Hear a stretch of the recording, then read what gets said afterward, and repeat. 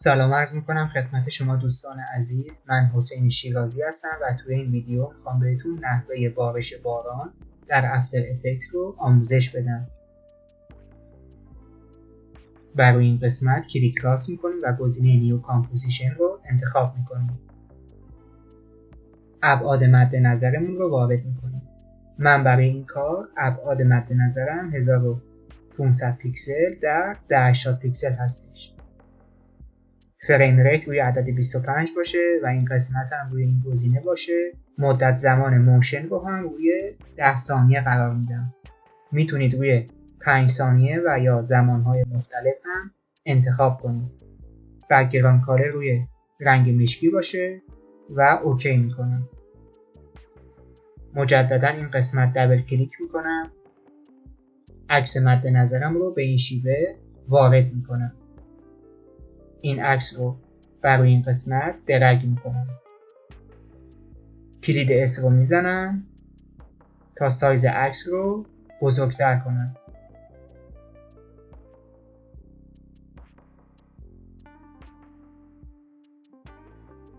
حالا بر روی این قسمت یعنی افکت اند پرست کلیک میکنم و تو قسمت سرچ کلمه CC رین رو تایپ میکنم. CC رینفال و بر روی عکس به این شیوه درگ میکنم. حالا افکت اجرا شد و میتونم تنظیماتش رو انجام بدم. این قسمت سایز هر چقدر بیشتر باشه اندازه قطرات بارون بزرگتره و هر چقدر که کمتر باشه سایز قطرات بارون کوچکتر میشه. کلید اسپیس کیبورد رو که بزنم موشن اجرا میشه. سرعت بارش بارون یک مقدار زیاده و از قسمت اسپید سرعت بارش رو کمتر میکنه.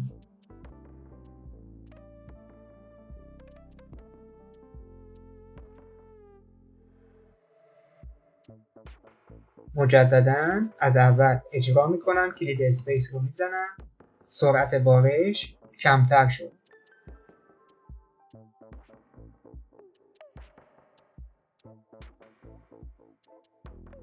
هر وقت که موشن در حال اجرا بود و کلید اسپیس رو زدم متوقف میشه و مجددا کلید اسپیس رو که بزنم به حالت اجرا در میاد. حالا برای اینکه کارمون زیباتر بشه یک مقدار عکس بک‌گراند رو تارتر میکنم.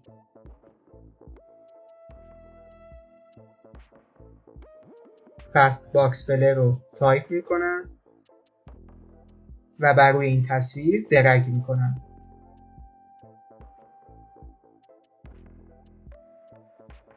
روی 5/10 میذارم تا یک مقدار مات بشه تا کارمون زیباتر بشه.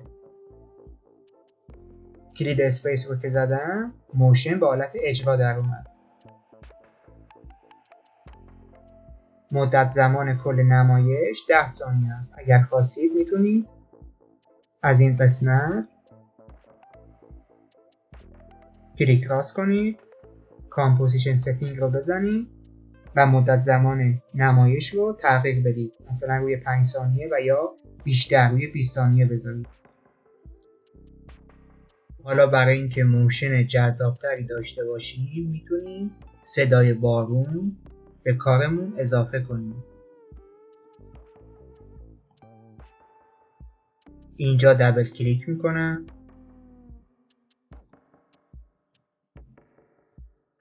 این فایل رو وارد میکنم و بر روی این قسمت هم درگ میکنم. حالا وقتی که موشن رو اجرا کنیم صدای بارون هم وجود داره.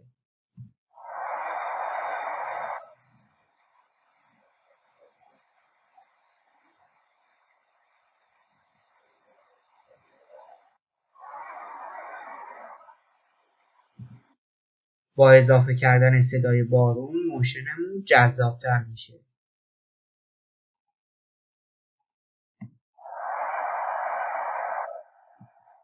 برای اینکه صدای موسیقی رو هم کمتر کنیم میتونیم از این قسمت عدد رو روی حالت منفی بذاریم تا صدای موسیقی کمتر بشه. مثلا اینجا روی صفر هستش، هر چقدر که به جهت منفی بریم صدای موسیقی کمتر میشه.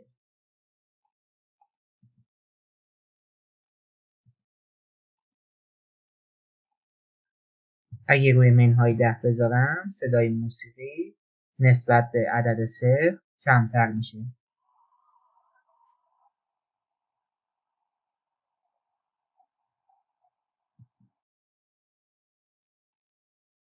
امیدوارم از این آموزش لذت برده باشید.